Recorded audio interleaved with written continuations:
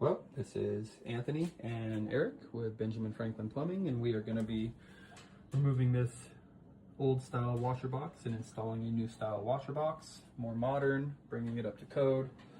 And then we're going to come over here and get rid of this water heater, this expansion tank, and this leaking ball valve back here, and we're going to bring it up to code and replace everything, make sure it's brand new. And then we will also be replacing some cartridges in the shower to make sure that it's not dripping anymore.